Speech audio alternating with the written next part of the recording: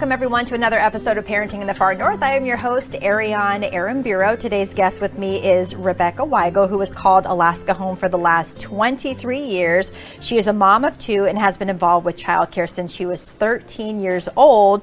She's also operated her own in-home daycare for the last 25 years and is also a business owner, if you can believe that. So as you can see, she wears many, many, many hats. We can now add podcast guests to her list. Rebkah, thank you so much for joining us. You do wear a lot of hats. How are you? I do. I'm good. Thank you. And thank you for having me on here today. And I'm glad we were able to find the opportunity to do that. Yeah, well, I know you're a busy woman and I appreciate you having this window to chat with us. But before we kind of get into our topics, tell us a little bit about yourself. You are an Alaskan, you live out in the Valley, and kind of what made you go into childcare? Because you mentioned at 13, you were already, dealing with kiddos? Yes. I grew up in a small town down in Washington and on a farm. And so all those farm kids, hard work always. And as I got a little older, it was some of the neighbors had younger children and they would say, hey, Becky, can you come over and babysit? Are you old enough? Would your parents let you? And I was like, yeah, I can do this. And that's how it started. And so I just went from, taking care of the neighbor kids. And then it kind of grew from there. And then I went to the East Coast to go to school in Maryland. And I was a nanny for 15 years, and that helped put me through school. So I've always had kids in my life. And my background is early education, childhood, early education. So kids are my life. And then when moving up here to Alaska, it was hard for me finding childcare. Everybody was full. And I thought, well, you know what? This is my opportunity. I did a childcare down in California for 2 years that when we lived there. And then when my husband got transferred up here, I was wanting to work outside the house, but that didn't work. So I started my own daycare and just kept it going. And here you are 24, 25 years later, huh? Yes. I do have to ask, what keeps you going? What it keeps you passionate about doing this? And what do you get out of it? I know the kiddos are cute and, you have, the ups and downs of the days, but for you and for doing this so long, you can just tell that you're very passionate about it. What is it about it? What do you get out of it most? Well, I love the children. That's first and foremost. Children, I love the children.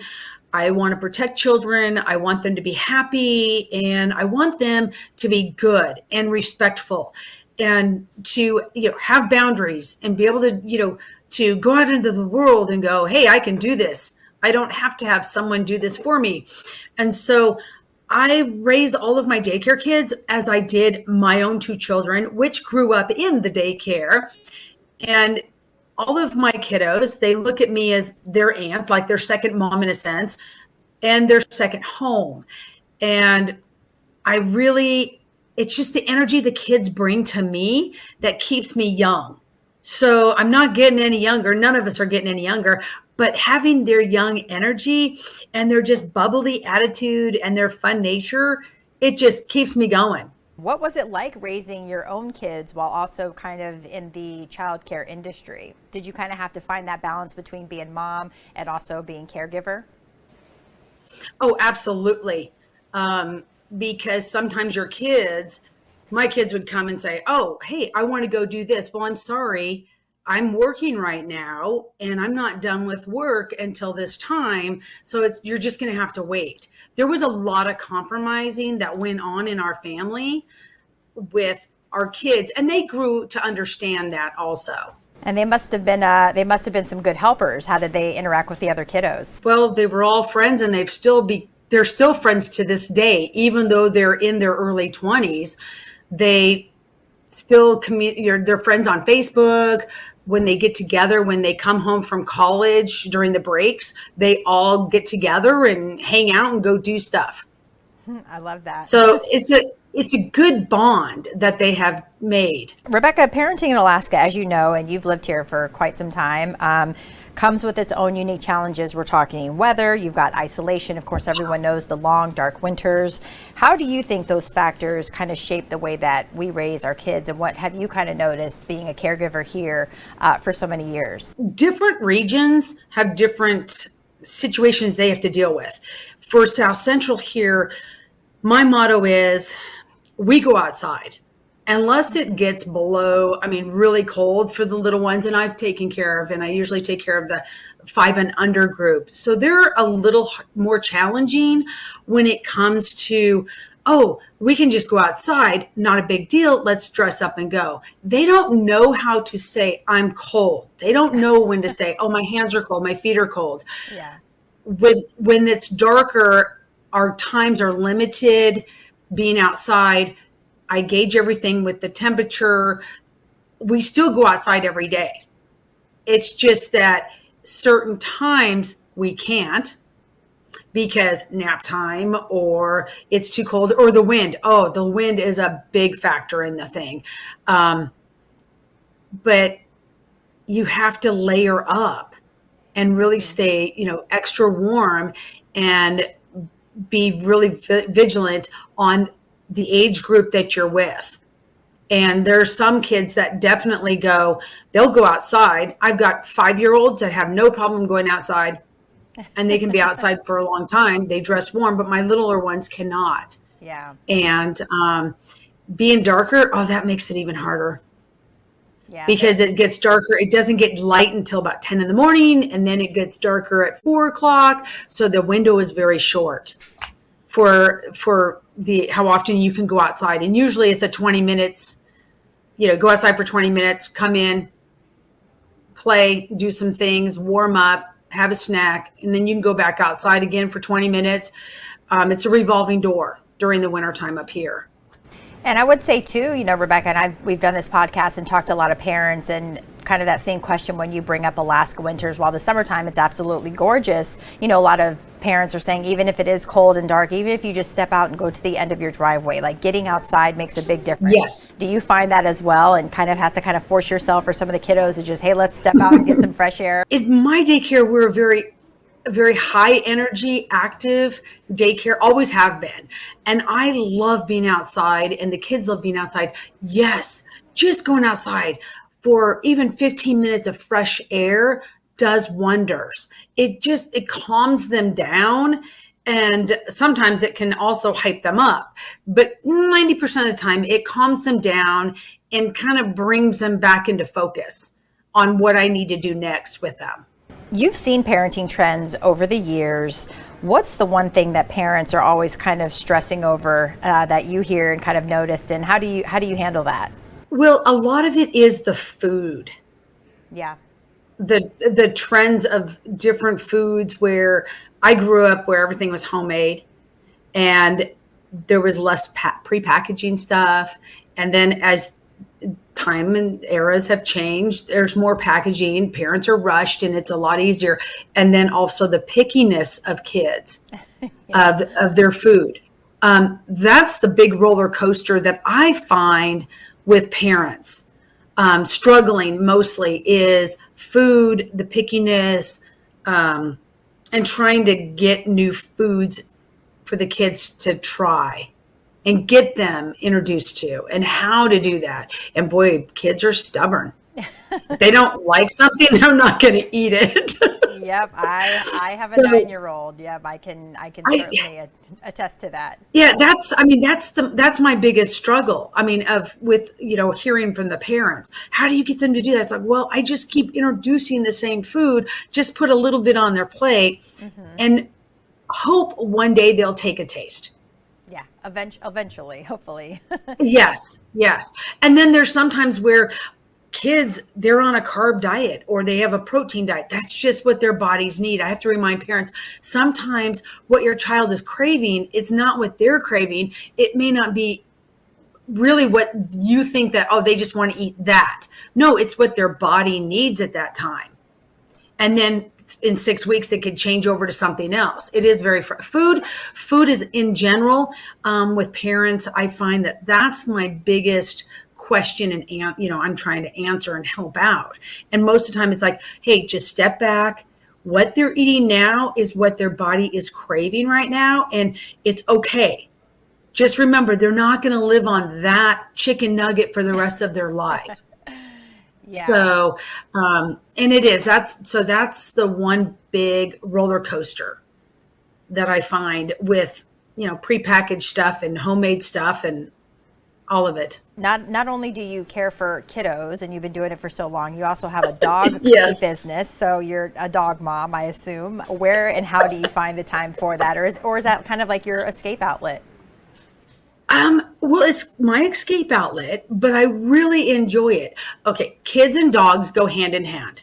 We rescue English Springer Spaniels. We've had them in our lives since my husband and I got married 27 years ago. And I have a good friend that owns the 49th State Kennel Pet Shop here in Palmer. And I was making cookies. I was making CBD cookies, regular cookies, peanut-free cookies, peanut butter cookies. And I was giving them to her for her dogs. And she's the one who pushed me into doing it. She was like, oh my gosh, Becky, you've got to make these and everything. And I'll put them in my shop and I'll sell them. They're really good. My dogs love them. I've given them out to friends. They love them.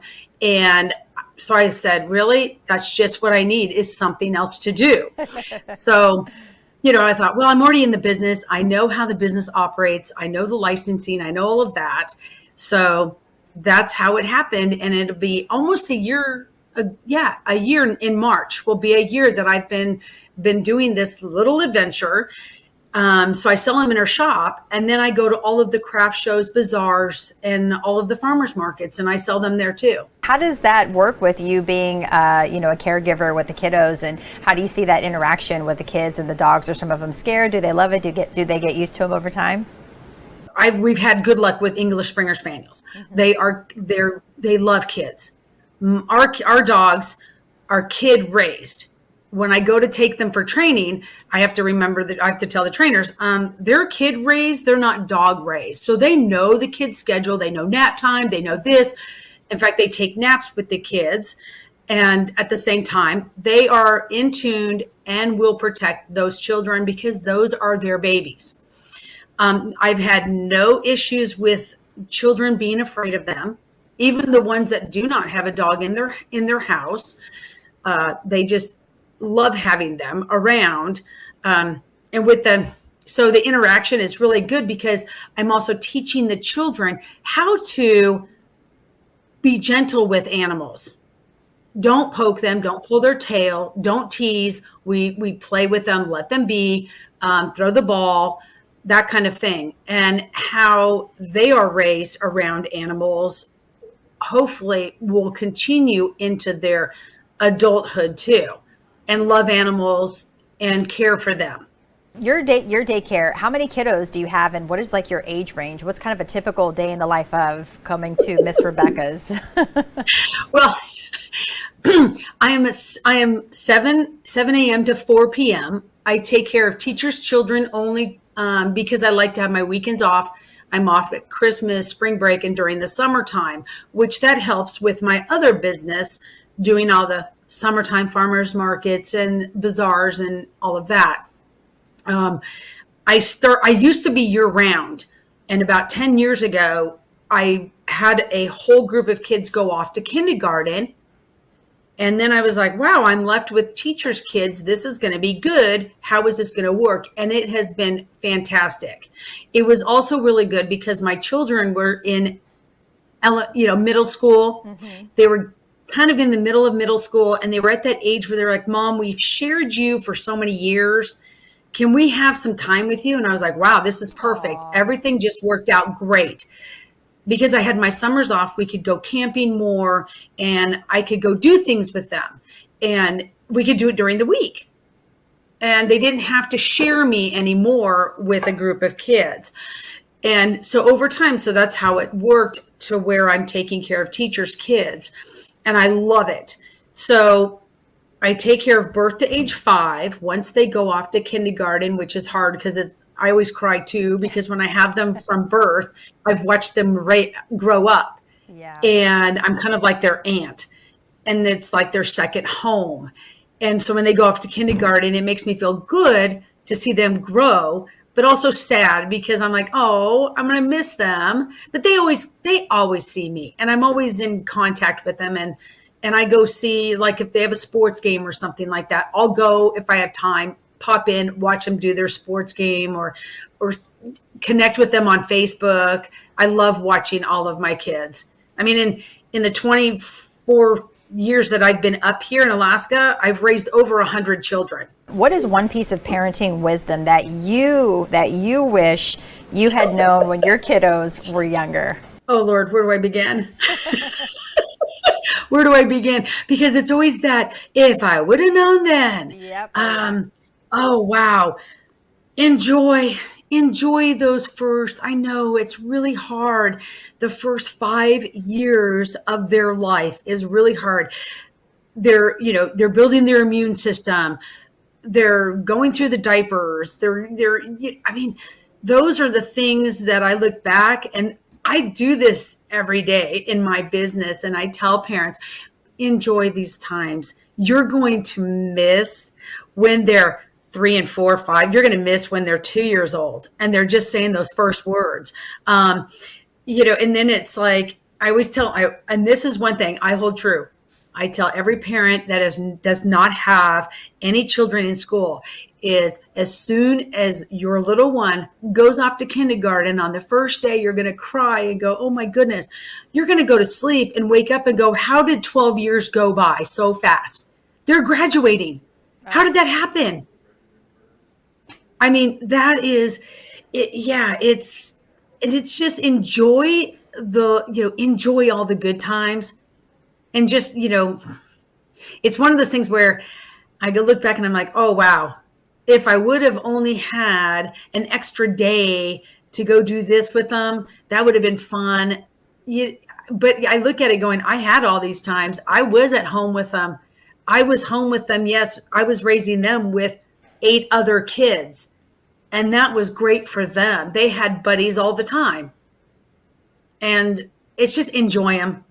That's all I can say, is just enjoy your kids and remember that they're going to grow up in a blink of an eye, and they're going to be going off to college, to trade school, doing their own life, getting married, having their own kids. And then you'll be like, ooh, grandbabies.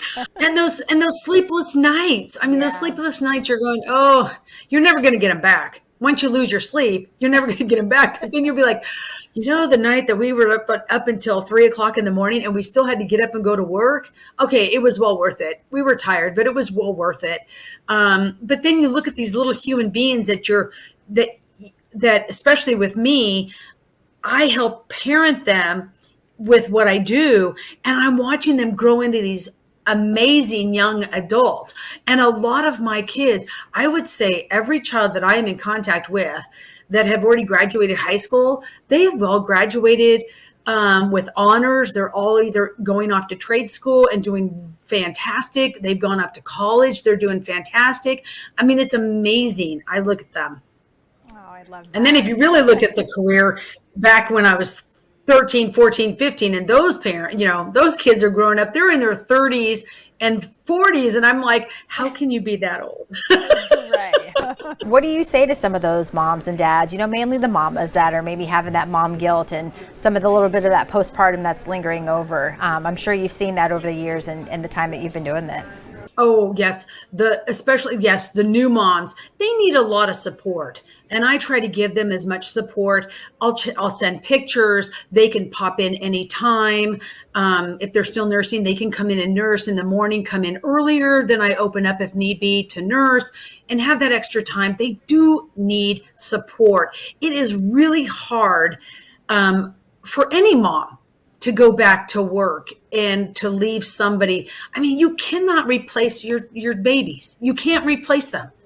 And so I try not to let them, they tend to want to beat themselves up and give them that mom guilt. And I was like, no. I had a mom that helped me out one day. I had a new mom come, she was dropping off and she was having a hard time leaving. And I said, it's okay. You can video, we can do all that. And this is when the iPhones first started coming out and everything. And you could videotape and you can do the FaceTime type thing. Mm-hmm. And a mom was there and she was like, it's okay to be sad and it's all right. And she said, but I find me working outside the home makes me a better parent, because when I come to pick up my kiddos, I take them home. I am mom, and that is it. My job ends when I pick them up, and I am 100% mom, and I'm there for them. And it makes me be a better mom. And she turned and she was like, that is really something I'm going to think about. And that is always stuck with me, to try to help a new mom. Remember, you're going to work. When you come back, you're going to be so ecstatic seeing your baby. You're missing your baby. You'll get the pictures throughout the day. You can call, you can pop in on, if you don't work that far from where I'm at, pop in during your lunch. If you have an hour lunch, come and do all of that. But you're going to be a great mom. And don't beat yourself up. No mom should ever feel guilty for working outside the home and putting their child in childcare. It makes them a better mom. Do you have a set time? Like, you want to not do it anymore? I will be 59 this May, and I have no intentions of stopping. I love what I do. The kids keep me young. That's the thing. The kids keep me young because they keep me active. They keep me going. Are there days where I go, okay, that's it, I'm throwing in the towel? It's a crazy day, especially this week I've had the flu bugs going through and the colds and everything. Those are hard weeks, but we get through those. We plow through those. And next week's Valentine party and doing fun stuff because everyone will be back. So no, I really don't have any intentions of leaving. I tell my moms, I'm like, probably in the next, I have another 5 years, but shoot, I've been saying that for 5 years. I mean, like I said, I love kids and I love having them, the laughter. And you're a mom. They can drive us all crazy, but we still love them. We do. We unconditionally. For parents that are trying to kind of navigate it all, whether it's a first-time parent, or they've been, they have more than one kiddos, what is your kind of best advice for finding a rhythm, that works? Go with the flow first off. Don't overthink anything. Don't overschedule your children. That is the one thing that I do find parents, they stress out about. And sometimes I found some children stress out when they're overscheduled. They have too much going on in a week. Mm-hmm. But some kids thrive on that. Some kids do not. Just go with the flow. And if things get a little crazy one day and you go, hey, we got to take a time out. We're just not doing nothing on this day. Let's say it's a Wednesday. We're not doing anything. We're all stressed out. It's only Wednesday, but we've all had a heck of a week. Take it. Don't feel guilty. Just go home, veg out, hang out, do family things. Just don't overthink it. Don't overschedule it, and go with the flow. And I have moms who are, I have teacher moms.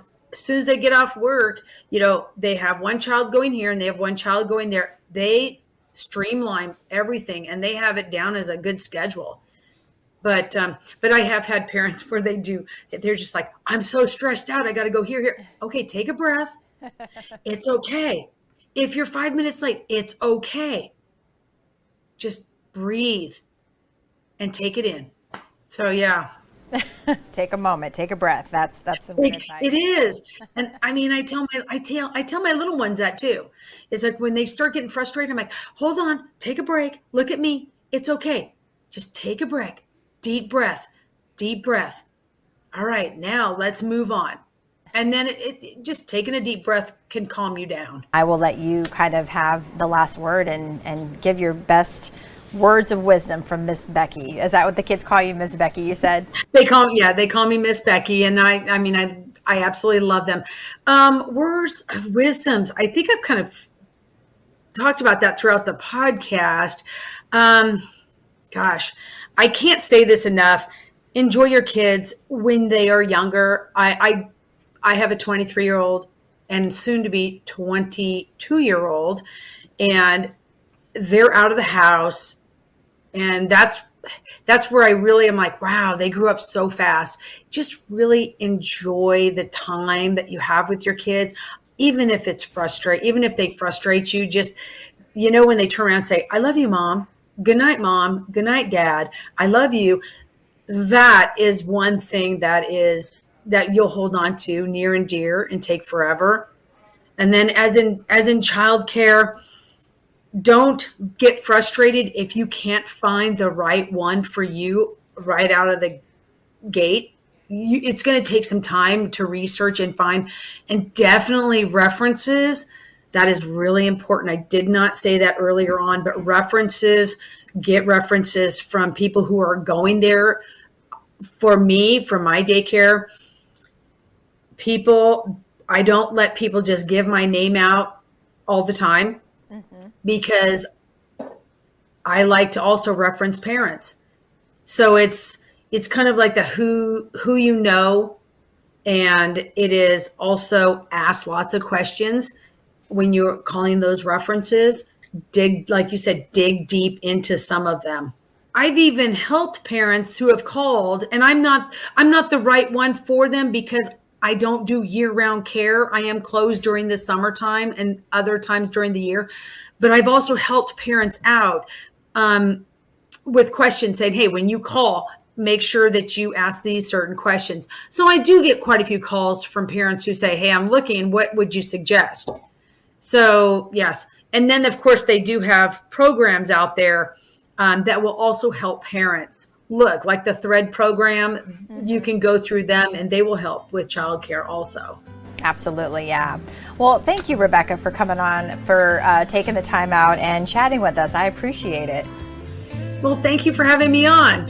I'm glad we finally were able to do this. Me too. And I want to say thank you all for listening to another episode of Parenting in the Far North. Don't forget to like and subscribe. Thanks, Rebkah.